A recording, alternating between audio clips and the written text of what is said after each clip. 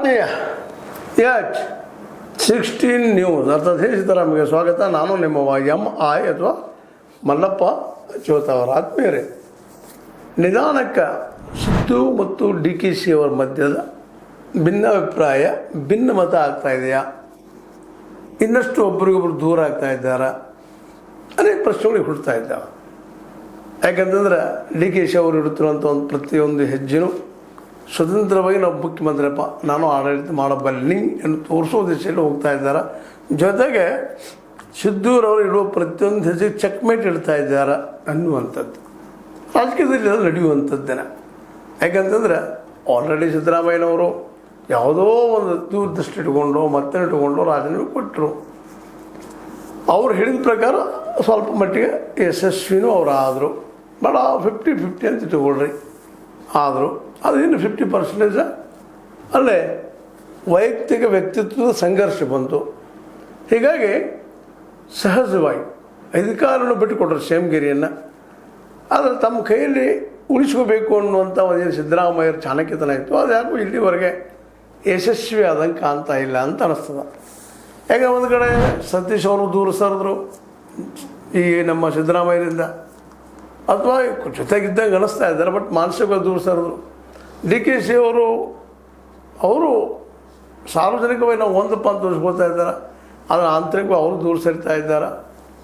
ಹೀಗಾಗಿ ಹೊಸ ರಾಜಕೀಯ ಸಂಚಲನ ಮೂಡಿಸ್ತಾ ಇದೆ ಅಂತ. ಯಾಕಂದರೆ ಜಾರಕಿಹೊಳಿ ಮಂಥನಕ್ಕೂ ಮತ್ತು ಲಕ್ಷ್ಮಣ ಸವದಿ ಅವ್ರ ಮಂಥನಕ್ಕೂ ಡೆಡ್ ಅಗೇನ್ಸ್ಟ್ ರಾಜಕೀಯವಾಗಿ ಇಂಥ ಪ್ರಸಂಗದಲ್ಲ ಇವತ್ತು ಮಂತ್ರಿಗಿರಿ ಲಕ್ಷ್ಮಣ ಸವದಿ ಕೊಟ್ಟ ಕಾರಣಕ್ಕೋ ಮತ್ತಾವ ಕಾರಣಕ್ಕೋ ಕೆಲವೊಂದಷ್ಟು ಮಾತುಗಳು ಕೇಳಿ ಬರ್ತಾ ಇದ್ದಾವೆ.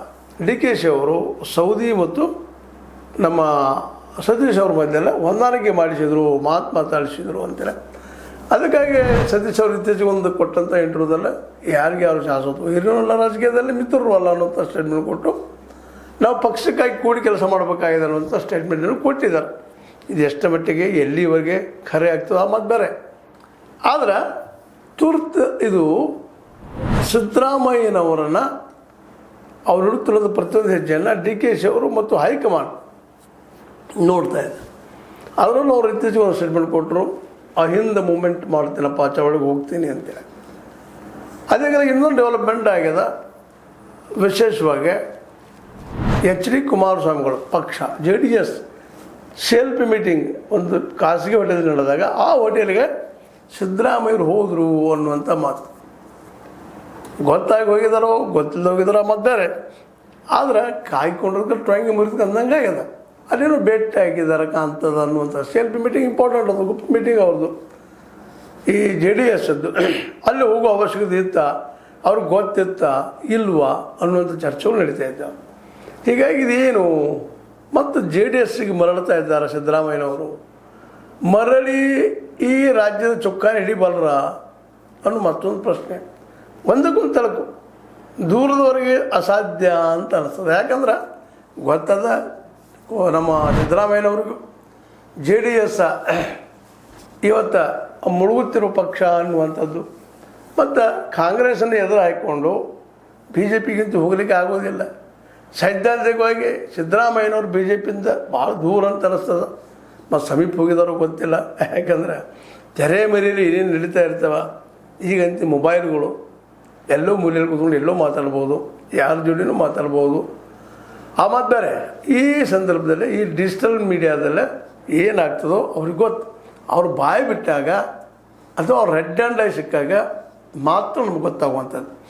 ಹೀಗಾಗಿ Siddaramaiah versus DKC, Siddaramaiah versus Satish, ಈ ರೀತಿ ಒಂದು ಟ್ರ್ಯಾಂಗಲ್ ಒಂದು ಏನಾಗಲಿಕ್ಕತ್ತದಪ್ಪ ಅಂದರೆ ಇದೇನು ಅಂತೇಳಿ ಗೊಂದಲಗಳು ಶುರು ಆಗ್ತಾ ಇದ್ದಾವೆ. ಎಲ್ಲರೂ ಬುದ್ಧಿವಂತ ರಾಜಕಾರಣಿಗಳನ್ನ ಅಧಿಕಾರಕ್ಕಾಗಿ ಯಾವುದೇ ಮಟ್ಟಕ್ಕೆ ಹೋಗುವಂಥವ್ರು ಆ್ಯಂಬಿಷಿಯಸ್ ರಾಜಕಾರಣಿಗಳು. ಅದರಲ್ಲಿ ಎರಡು ಮಾತಾ ಇಲ್ಲ. ಸಿದ್ದರಾಮಯ್ಯನವರು ಅಷ್ಟು ಸುಲಭವಾಗಿ ಸೇಮಗಿರಿಯನ್ನು ಬಿಟ್ಟು ಕೊಟ್ಟಿಲ್ಲ. ಇನ್ನು ನಾಯಕತ್ವದ ಹೆಸರು ಕೆಡಬಾರದು ಅಂತ ಬಿಟ್ಟುಕೊಟ್ಟಿದ್ದಾರೆ ಅನ್ನೋದು ಒಪ್ಪುವಂಥ ಮಾತಾದರೂ ತಮ್ಮ ಕೈಯಲ್ಲಿ ಈ ಏನಪ್ಪ ಅಂದ್ರೆ ಸೂತ್ರ ಇರಬೇಕು ಅಂತ ಬಯಸಿದ್ರು. ಅದರ ಪೂರ್ಣ ಪ್ರಮಾಣದ ಸೂತ್ರ ಸಿಕ್ಕಿಲ್ಲ. ಅದು ಅಸಮಾಧಾನದ. ತಮಗೆ ಬೇಕಾದಂಥ ಕೆಲವರಿಗೆ ಮಿನಿಸ್ಟರ್ಶಿಪ್ ಸಿಕ್ಕಿಲ್ಲ ಅನ್ನುವಂಥ ಒಂದು ನೋವು ಅವ್ರಿಗದ. ಹೀಗಾಗಿ ಅವ್ರಿದ್ದಂಥವ್ರು ಏನಾದರೂ ಹೊಸ ಪಕ್ಷ ಅಥವಾ ಇದ್ದ ಪಕ್ಷ ಅಂತ JDS ತಮ್ಮ ಹಳೆ ಅವ್ರ ತವ್ರ ಮನೆ ಹೋಗ್ಬೋದ ಮರಳಿ ಅನ್ನುವಂಥ ಮಾತಿಲ್ಲ. ಅದಕ್ಕೆ ಏನೋ ನಡೆದಂತೆ ಬಂದು ನೀವು ಒಂದಿಲ್ಲಿ ಗಮನಿಸ್ಬೇಕು. ಈಗಾಗಲೇ ಕುಮಾರಸ್ವಾಮಿಗಳಾಗಿರ್ಬೋದು, ನಮ್ಮ ದೇವೇಗೌಡರಾಗಿರ್ಬೋದು, ಒಂದು 2-3 ಸಲ ಹೇಳಿದ್ದಾರೆ ಡಿ ಕೆ ಶಿವಕುಮಾರ್ಗಿಂತಲೂ 1000 ಪಾಲು ಒಳ್ಳೆಯವರು ಸಿದ್ದರಾಮಯ್ಯನವರು ಅಂತೇಳಿ. ಇದರ ಅವಶ್ಯಕತೆ ಇತ್ತ ಅಂತೇಳಿ ಇವೆಲ್ಲ ಏನು ಸೂಚನೆ ಮಾಡ್ತಾ ಇದ್ದಾವಪ್ಪ ಅಂತಂದ್ರೆ ಸಿದ್ದರಾಮಯ್ಯರು ಒಂದು ಯಾವುದೂ ಯೋಚನೆ ಮಾಡ್ತಾಯಿದ್ದಾರೆ. ಭಾಳ ಮಾತಾಡ್ತಾ ಇಲ್ಲ, ಪ್ರೆಸ್ ಮೀಟ್ ಮಾಡ್ತಾ ಇಲ್ಲ, ತಾವಾಯಿತು ಮೌನ ಆಯಿತು. ಹೀಗಾಗಿ ಮೌನ ಇದ್ದಂಥ ಸಿದ್ದರಾಮಯ್ಯನವರು ಹೆಚ್ಚು ಅಪಾಯಕಾರಿ ಅನ್ನೋದು ಎಲ್ಲರಿಗೂ ಅನಿಸುತ್ತಿರುವ ಮಾತಾಗಿದೆ. ಹೀಗಾಗಿ ಡಿ ಕೆ ಶಿ ಅವರು ಏನು ಇಡಬಹುದು ಹೆಜ್ಜೆ ಈ ನಮ್ಮ ಸಿದ್ದರಾಮಯ್ಯನವ್ರ ಕಡೆ ಲಕ್ಷ್ಯ ಕೊಟ್ಟಿದ್ದಾರೆ ಅಂತ ಎಲ್ಲರೂ ಅಂತ ಇದ್ದಾರೆ. ಹಾಗಾದರೆ ಇದೆಲ್ಲ ಈ ರೀತಿ ನಡೀತಪ್ಪ ಅಂದ್ರೆ ಇಲ್ಲಿ ಭಿನ್ನಾಭಿಪ್ರಾಯ ಬರ್ತದೆ. ಇದು ಭಿನ್ನಾಭಿಪ್ರಾಯದ ಇದು, ಭಿನ್ನಮತ ಅಲ್ಲ. ಇದು ಭಾಳ ಆಯ್ತು, ತೀವ್ರ ಆಯ್ತು ಅಂದ್ರೆ ಭಿನ್ನಮತ ಆಗ್ತದೆ. ಭಿನ್ನಮತ ಆಯ್ತಂದ್ರೆ 2028 ಚುನಾವಣೆಯಲ್ಲೇ ಕಾಂಗ್ರೆಸ್ಸಿಗೆ ದೊಡ್ಡ ಹೊಡೆದು ಬೀಳ್ತಿದ್ದು ಅನ್ನೋದು 2 ಮತ ಇಲ್ಲ. ಯಾಕಂತಂದ್ರೆ ಈಗ ಎಲ್ಲರ ಗುರಿ ಒಂದ, ಡಿ ಕೆ ಶಿ ಅವರನ್ನ ಮುಖ್ಯಮಂತ್ರಿಗಿರಿಯಿಂದ ಇಳಿಸ್ಬೇಕು ಅನ್ನುವಂಥದ್ದು. ಅದಕ್ಕೆ ಸಿದ್ದರಾಮಯ್ಯನವ್ರಿಗೂ ಡಿ ಕೆ ಶಿ ಅವರು ಇಳಿಬೇಕು, ಅದು ತಮ್ಮಿಂದ ಇಳಿತು ಅಂತ ಅನಿಸಬಾರ್ದು ಅನ್ನೋಂಥ ಮಾತು. ಹೀಗಾಗಿ ಮುಂಬರುವ ಚುನಾವಣೆಗಳು ಮಾತ್ರ ಡಿ ಕೆ ಶಿ ಅವರಿಗೆ ಭಾಳ ಕಷ್ಟ ಆಗ್ಬೋದು. ಅದಕ್ಕಾಗಿ ಅವರು ಏನೇನು ಪ್ಲ್ಯಾನ್ ನಡೆಸಿದಾರ ಸುದ್ದಿಗಳಿದ್ದಾವೆ. ಯಾಕಂದ್ರೆ ಸೌದಿ ಮತ್ತು ಸತೀಶ್ ಅವರು ಒಂದಾದರೆ ಬೆಳಗಾವಿ ಜಿಲ್ಲೆ ಚಿಂತೆ ಹೋಯಿತು. ಇಲ್ಲಿ ಇವತ್ತು 11 ಜನ ತಿಂತವ್ರು ಇನ್ನೂ ಹೆಚ್ಚಿಗೆ ಆಗ್ಬೋದು ಕಾಂಗ್ರೆಸ್ಸಿಂದು ಅನ್ನುವಂಥ ಆಸೆ. ಹೀಗಾಗಿ ಅದು ಯಾವುದು ಇದಸಕ್ತಿ ಅಂತಲ್ಲ. ಆದರೆ ಡಿ ಕೆ ಶಿ ಅವರಿಗೆ ಮತ್ತು ಸತೀಶ್ ಅವರಿಗೆ ರಾಜಕೀಯವಾಗಿ ಸಿ ಎಮ್ ಗಿರಿಗಾಗಿ ಕಾಂಪಿಟೇಷನ್ ಇದ್ದಿದ್ದೇನು ಸುಳ್ಳಲ್ಲ. ಹಿಂದಿಲ್ಲ ನಾಳೆ ಆದರೂ ಇದು ಎದ್ದು ನಿಲ್ಲುವಂಥ ವಿಷಯನ. ಅದಕ್ಕಾಗಿ ಡಿ ಕೆ ಶಿ ಅವರು ಎಷ್ಟರ ಮಟ್ಟಿಗೆ ಸತೀಶ್ ಅವ್ರನ್ನ ನಂಬುತ್ತಾರ, ನಂಬಿಕೆ ಇಡ್ತಾರ, ವಿಶ್ವಾಸ ಇಡ್ತಾರ ಅನ್ನೋದು ಅವ್ರು ಬಿಟ್ಟಂತ ವಿಷಯ. ಯಾಕಂದ್ರೆ ಅವ್ರ ವಿರುದ್ಧ ಅಂದ್ರೆ ಮುಖ್ಯಮಂತ್ರಿ ಸಿ ಎಮ್ ಗಿರಿಗಾಗಿನ ಅವರು ಈಗಾಗಲೇ ಟಾವೆಲ್ ಹಾಕಿದವರು, ಅದು ಅರ್ಜಿ ಹೋಗದವರು, ನಾನು 20 ಜನರಲ್ಲಿ ಸಿ ಎಮ್ ಸ್ಪರ್ಧಿ ಅಂತೇಳಿ. ಹೀಗಾಗಿ ಅವ್ರನ್ನ ಎಷ್ಟು ನಂಬುತ್ತಾರೋ, ಅವ್ರನ್ನ ಎಷ್ಟು ಬೆಳೆ ಕೊಡ್ತಾರೋ ಡಿ ಕೆ ಶಿ ಅವರು ಅನ್ನೂ ಸಹಿತ ಇವತ್ತು ಮುಖ್ಯ ಪ್ರಶ್ನೆಯಾಗಿ ಕಾಡ್ಲಿಕ್ಕದ. ಒಟ್ಟಾರೆಯಾಗಿ ಈ ಡೆವಲಪ್ಮೆಂಟ್ಗಳನ್ನು ನೋಡಿದಾಗ ಡಿ ಕೆ ಶಿ ಅವರು ತುರ್ತಪ ಒಂದೇನೋ ನಡೆಸಿದಾರೆ ಅನ್ನುವಂಥ ಮಾತಿದ್ದರೂ ಸಹಿತ ಸಿದ್ದರಾಮಯ್ಯನವರು ಅವರು ಸಾಮಾನ್ಯ ಆಸಾಮಿ ಅಲ್ಲ. ಅವರು ಇತ್ತೀಚೆಗೆ ಈಗ ನಿಮಗೆ ಹೇಳಿದಂಗೆ ಎಚ್ ಡಿ ಕುಮಾರಸ್ವಾಮಿಗಳ CLP ಮೀಟಿಂಗ್ಗಳಲ್ಲಿ ನಡೆದ ಸ್ಥಳದಾಗ ಇವರು ಹೋಗಿದ್ರು ಅನ್ನೋ ವಾರ್ತೆಗಳಿದ್ದಾವೆ. ಅಲ್ಲೇನು ಮಾತಾಡಿದ್ರು ಏನಿಲ್ಲ ಅನ್ನುವಂಥದ್ದನ್ನು ಅವರಾದರೂ ಅವ್ರ ಆಪ್ತರಾದರೂ ಯಾರು ಹೊರಗೆ ಹಾಕಬೇಕು. ಏನೋ ಇರಲಿ, ಸಿದ್ದರಾಮಯ್ಯನವ್ರು ಮಾತ್ರ ಮೌನವಾಗಿ ಕುಳಿತಿಲ್ಲ ಅನ್ನೋ ವಿಷಯ ಡಿ ಕೆ ಶಿ ಅವ್ರಿಗೆ ಗೊತ್ತದ. ಅದಕ್ಕೆ ಪಾರ್ಟಿಯಲ್ಲಿ ತಮ್ಮ ಬರವನ್ನು ಹೆಚ್ಚು ಮಾಡಿಕೊಳ್ಬೇಕು, ತಮ್ಮ ವಿರೋಧಿಗಳನ್ನು ಕಡಿಮೆ ಮಾಡ್ಕೋಬೇಕು ಅನ್ನೋಂಥ ದಿಶೆಯಲ್ಲಿ ಕೆಲಸ ಮಾಡ್ತಾಯಿದ್ದಾರೆ. ಏನೋ ಮಾಡಿದರೂ ಸಹಿತ ಒಂದು ಮಾತ್ರ ಸತ್ಯ, ಈ ಮುಂಬರುವ ಚುನಾವಣೆಗಳಲ್ಲಿ ಡಿ ಕೆ ಶಿ ಅವರು ಒಬ್ಬರಿಂದನೇ ಕಾಂಗ್ರೆಸ್ ಗೆಲ್ಲಕ್ಕೆ ಸಾಧ್ಯ ಇಲ್ಲ. ಅವ್ರದ್ದಂಥವರು ಇನ್ನುಳಿದ ನಾಯಕರ ಜೊತೆಗೆ ಮಾತಾಡೋದಷ್ಟೇ ಅಲ್ಲ, ಚರ್ಚೆ ಮಾಡಿಕೊಂಡು ವಿಶ್ವಾಸ ತೆಗೆದುಕೊಂಡು ಇದೊಂದು ಮೂಮೆಂಟ್ ಅಂತ ತಿಳ್ಕೊಂಡು ಮಾಡಿದರೆ ಮಾತ್ರ 2028 ಕಾಂಗ್ರೆಸ್ ಮರಳಿ ಅಧಿಕಾರ ಪಡೆಯುವ ಕನಸು ಕಾಣ್ಬೋದು ವಿನ ಅದ್ಮೇಲೆ ಬೇರೆ ಯಾವುದೋ ಹಾದಿ ಹೇಳಿದ್ರು ಭಾಳ ಕಷ್ಟ ಕಷ್ಟ ಕಷ್ಟ ಅಂತ ಹೇಳ್ತಾ.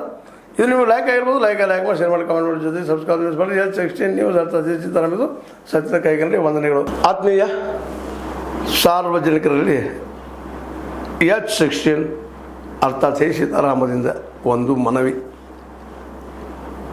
ಈ ಸಂಸ್ಥೆ ಭ್ರಷ್ಟಾಚಾರ, ಅನ್ಯಾಯ, ಅತ್ಯಾಚಾರಗಳಿಂದ ನೊಂದವರ ವೇದಿಕೆ. ಅನ್ಯಾಯಕೋರರ, ಭೂಗಳ್ಳರ, ನಶಾ ಸಾರಾಯಿ ಮಾಫಿಯಾಗಳ ವಿರುದ್ಧದ ಧ್ವನಿ. ರೈತರ, ಕೂಲಿಕಾರ, ಕಾರ್ಮಿಕರ, ಬಿದ್ದ ಸಮುದಾಯ ಜನರ ಧ್ವನಿ. ಬೆಂಬಲವಾಗಿ ನಿಂತು ತನುಮನ ಧನದ ಸಹಾಯಕ್ಕೆ ಸಾರ್ವಜನಿಕರಲ್ಲಿ ಕೋರಿಕೆ. ದಾನದ ಸಹಾಯ ನೀಡಿ ಸ್ವಾತಂತ್ರ್ಯ ಪತ್ರಿಕೋದ್ಯಮ ಉಳಿಸಿ ಬೆಳೆಸಿ. ವಂದನೆಗಳು. ತಮ್ಮನ್ನೇ ನಂಬಿರುವ ಮಲ್ಲಪ್ಪ ಇ ಜೋತಾವರ್.